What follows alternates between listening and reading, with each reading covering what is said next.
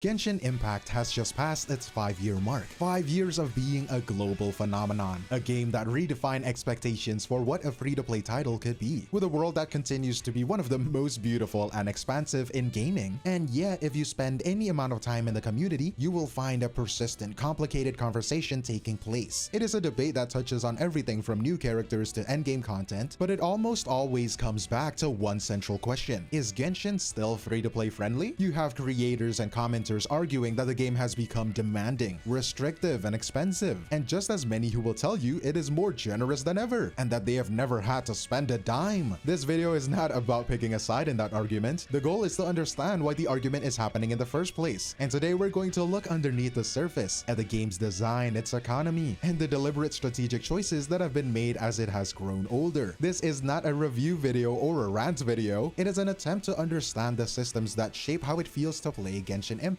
in 2025. And to do that, we have to start with a simple fact. The game you experience as a brand new player is not the same game a veteran logs into every day. And this difference in experience is the source of so much of the debate. The reality is that players exist in two separate versions of Teyvat, defined entirely by when they started playing. First, let's look at the new player experience, right? Imagine starting Genshin today. In late 2025, you log into a massive, beautiful world with 5 years of content ready and waiting. And as you play through it, the game just throws currency at you. Every chest you open, every statue you level up, every story quest you endure, it all adds up to a massive cache of Primogems. And to put that into perspective, it is enough to guarantee around 6 different limited 5-star characters completely for free. And for that new player, the Gacha system, the part of the game where you spend currency to get random characters feels like an afterthought. It feels less like a demanding core mechanic and more like a very generous reward for just playing. This is called the new player honeymoon. For months or even a year, Genshin feels like a fantastic single-player RPG that just so happens to be free. But that experience has an endpoint. And that brings us to the other Teyvat, the one inhabited by the veteran player. For them, that vast world of rewards is gone. The chests have been opened, and the quests have been completed. The well of permanent content has run completely dry. Their gameplay loop is no longer exploration and discovery, it is a checklist. Their income becomes a predictable metered system, from daily commissions, the latest temporary events, and the endgame resets. And at this stage, Genshin stops being a sprawling RPG and transforms into a long-term resource management game. What that means is that your main activity is no longer adventuring, but planning. You are carefully saving every Primogem, calculating your pity for the gacha, and mapping out which characters you might be able to afford 2, 3, maybe even 4 months from now. The result of these two realities is a fundamental disconnect in the community. You will often see a long-time free-to-play player in the comment section say something like, "I don't get the complaints. I'm a free-to-play and I have everyone I wanted." And in a way, they're not lying. But that statement is built on 5 years of accumulated history. 5 years of every daily commission, every patch reward, every single limited time event, an advantage a new player can never replicate. And for those who have played from the start, this shift from abundance to scarcity was slow. It is the classic boiling frog experience, right? And the idea is simple. If you put a frog in boiling water, it jumps out. But if you put it in cool water and slowly turn up the heat, it doesn't notice the gradual change until it is too late. For veterans, the water has been getting warmer, one patch at a time, and now many are starting to realize just how hot it has gotten. That economic pressure raises a critical question. What is a wish even worth anymore? On the surface, the economy for a long-term player looks stable. You can earn around 57 wishes per patch, which is, in my opinion, it's kinda low, but it is enough to get you a guaranteed 5-star character roughly every other update. The cost of a single character hasn't changed, so if the outcome is stable and the price is stable, what's the issue? The issue is that those wishes don't buy you as much as they used to. The purchasing power of your Primogems has gone down. What you can get for your currency that is completely viable has fundamentally changed. In the early days of the game, a strong team could be built around a single powerful 5-star, like a main DPS, a main damage dealer, and supported by 4-star characters that most people already have. Let's say you pulled a Hu Tao, you're gonna put her with 𝗖cie𝗽𝗆𝗆𝗵𝗁, and the other two could be a flex. And with Hu Tao there, your account was significantly stronger with just one successful pull. And well, that is not really how it works anymore. Back in the days, the hypercarry meta is basically the game itself. But now, modern teams are built around what the community calls hyper synergy meta. And that is just a fancy way of saying that the new characters are now designed like puzzle pieces. On their own, they might seem fine, but their true advertised power is only unlocked when you slot them into a very specific team, with other specific characters who activate their abilities. It is a lock and key system. So you pull your new shiny character, and congratulations, you've essentially bought the engine, and now you need the wheel. wheels, the transmissions, and the steering wheel, all sold separately, of course. Take a character like 𝗖𝗿𝗆, for example. At his release, he was already one of the strongest damage dealers in the game, but his absolute best team, the one that pushes for his damage to its theoretical limit, consists of 3 other 5-star characters: the Archon Furina for her massive damage buff, Kaedehara Kazuha for his grouping and resistance shred, and a premium healer like Baitu or Shilonen to manage the team's health. Suddenly, the cost of playing meta 𝗖𝗿𝗆 isn't just the 90 to 180 wishes it took to get him, it is potentially 300, 400, or even more wishes to assemble his entire support staff. And this is the new reality of the team package. A single 5-star pull is no longer the finish line. It is the first down payment on a resource-intensive project that can span multiple patches. The goalpost has moved. It is no longer about saving up to get a character. It is about saving up to get a fully operational premium team. This new reality has forced a change in player behavior. To plan for the entire team, you need information far in advance, which is why so many dedicated players now feel like they have to keep up with leaks. The gameplay loop now includes scrolling social media to figure out which characters are coming in the next 3 months and which of them need each other to function. The outcome is a very specific kind of FOMO, a fear of missing out. It evolved into a strategic anxiety. If I skip the support character now, will the new damage dealer I want in a few months be significantly weaker without them? And since you never know when a character will get a rerun, the pressure to get it right the first time is immense. This strategic anxiety is not an accident either. It is a direct consequence of an evolution in design, in how both characters and the challenges they face are being created. And when people talk about this, the term that always comes up is power creep. Usually that just means new characters are released who are way stronger than the old ones. But what is happening in Genshin is far more sophisticated. The developers are careful to avoid making old characters completely obsolete. You can still clear most content with day 1 units. On the surface, it looks fine. Dig a little deeper though, and the power ceiling, the maximum possible damage a team can do, has been steadily rising. Some community data suggests that even once meta-defining characters like Raiden Shogun or Hu Tao have now fallen below average compared to the peak potential of the newest teams. And so if older characters aren't being made weaker, how is this happening? Through something we can call environmental power creep. Instead of nerfing your old characters, you create new enemies and new challenges that your old characters are not built to solve. It is like having a perfectly good screwdriver, but when the game starts introducing nothing but nails, your screwdriver isn't a bad tool, it is just the wrong tool for the jobs that you're being asked to do now. And I'ma give it to HoYoverse. This strategy is clever. It makes older characters feel inefficient without making them unusable. So right on cue, a new character is released who is the perfect tool for the job. We see this with the Stygian Onslaught boss, the Overseer Automaton, whose mechanics feel so specifically designed for the new cryo DPS Skirk, and her support is scuffier that it feels like a showcase, a tailor-made problem with a tailor-made solution. This approach is reinforced by a clear shift in support characters. In the past, we got universal supports like Kazuha or Nahida. Their value is that they make almost any team you put them on better. They lift your whole account. From a business perspective, that is a one-time sale. The new model is tailored supports. Tailored supports is like Shenhe for cryo or Goro for Geo. And this is just an example. I know they're not new. They provide massive bonuses, but only to a very specific narrow niche. And that was a niche, but now it's more like a character. Characters like 𝗖ecie𝗽𝗆𝗆𝗆, who is designed almost exclusively to enable the cryo DPS Skirk. If you think about it, this is a much more sustainable way to sell power. It allows for incredibly new strong units without breaking the game's overall balance, because a new support for Geo doesn't make your pyro teams any stronger. From a design standpoint, this is a brilliant way to manage the game's health long term. It allows the developers to introduce exciting levels of power and sell new desirable characters without causing the kind of runaway, account-wide power creep that can ruin the game. Power is delivered in a controlled, isolated injections rather than a single massive dose. It also effectively encourages players to become mains of a certain element, creating separate, reoccurring reasons to pull. And before you misunderstand, by the way, calling this system brilliant or sustainable isn't to say it is a good thing for the player experience. It is an observation from a design perspective. It is like an analyst observing a predator's hunting strategy and calling it effective and perfectly adapted. That doesn't mean it is a good thing for the prey. Doesn't mean it's good for the players. The very same design that is so effective for the business is what directly increases the pressure and the cost for the player. It is a strategic trade-off, and this perfect self-contained loop is reinforced by systems that go far beyond combat. These are the systems that seem intentionally designed to create friction, and the most obvious example is the 4-star Gacha. The 4 stars are supposed to be the common backbone of your teams, but getting a specific one has become a serious challenge due to roster dilution solution. There are so many now that your chances of getting the one you need are incredibly small. The character Kaveh, for example, went over 16 banners without being featured. This becomes a real problem when a new 5-star relies on a specific 4-star C6, their final constellation, to be truly effective. The situation is what many call the 4-star trap, a high-risk chase for a common character with no guarantee of success. And now, well, the common response is, well, you can just buy them from the Star Glitter shop. And that is true, but calling it a solution is generous, my guy. A core character, like for example, Xiangling, only appears there twice a year. Waiting 6 months for a single copy is hardly a reliable alternative. This philosophy of creating friction is now expanding to the open world. Regional mechanics have evolved. Fontaine's system was a bonus. You can mostly ignore it. Natlan's Night Soul system, however, feels like a penalty. New enemies are frustrating to fight if you don't have any new Natlan character. The effect is that basic comfort is now tied to the current banner, creating soft pressure to pull just to make your everyday experience less annoying. This escalation hasn't gone unnoticed either. Many players now see a clear trajectory, from Fontaine's optional convenience to Natlan's gameplay advantages to a potential future in Notcry with character-exclusive reactions, and an unknown level of restriction in Snezhnaya. To see where this trajectory is already taking us, we only need to look at the game's newest permanent mode, and that mode is Stygian Onslaught. It is the perfect case study for where the game is today, because it is where all of these design ideas converge. Stygian Onslaught is more than a single challenge. It is a stratified endgame. It is deliberately layered into different tiers, each designed for a different level of player investment. Fearless difficulty is the proving ground for dedicated free-to-play players with meta accounts. Dire difficulty is widely considered content for high spenders, and this structure is reinforced by a simple rule. The most sought-after rewards from the highest tiers are locked behind solo-only clears. It is a pure test of your account. But the most strategic part of this design is the reward structure. The highest difficulties don't give you Primogems. Instead, they offer something specifically for veteran players, the Dust of Enlightenment. This item lets you reroll the stats on a fully leveled artifact, directly targeting the single biggest pain point in the endgame, the random and frustrating artifact grind. It is a small solution to the problem of bad luck. Again, the result is a catch-22. To get the rare item that helps you fix your character's imperfect builds, you first need characters that are already so perfectly built they can clear the content in the first place. Because these top-tier rewards aren't essential currency, the community often describe these difficulties as bait. It is bait for your sense of accomplishment, a challenge designed to make you feel your roster isn't quite strong enough. It incentivizes you to beat the game, even when the prize is just a tool for hyper-optimization, not for any core progression. This entire system is a perfect microcosm of the game's mature design philosophy. And so when we look at that philosophy on a grand scale, what is the final picture? It shows that the issues we have talked about, the scarcity, the team packages, the environmental challenges, and the friction, are not isolated problems. They are interconnected pieces of a single deliberate strategy for a live service game in its mature phase. With that maturity has come a shift in purpose. The design is no longer just about creating a broadly accessible open world to draw in new players. It is now also about building sustainable long-term and monetizable engagement loops for its most dedicated players. The goal is to keep the veterans on the treadmill, perpetually chasing that next degree of optimization. As a result, the very definition of free-to-play friendly has fractured. It is no longer a simple yes or no question, because for the casual players focused on story and exploration, Genshin Impact remains one of the best and most generous games on the market, I think, exceptionally friendly. However, for the player aiming to engage with the endgame at a high level, the reality is different. The demands for strategic planning, for strict resource discipline, and for long-term commitment are now higher than they have ever been. The path forward then is one of adaptation. It requires a clear-eyed assessment of what we truly want from the game and how we choose to align our time and resources to that goal. So the question I will leave you with is this: as players, how do we adjust our own approach to navigate this increasingly complex and demanding ecosystem? And I know you're gonna say just quit the game, but I think I want a more nuanced discussion. Let me know your comments below, but that is all from me, 𝗖cie_𝗽𝗆𝗆, and I will see you in the next one. Cheers!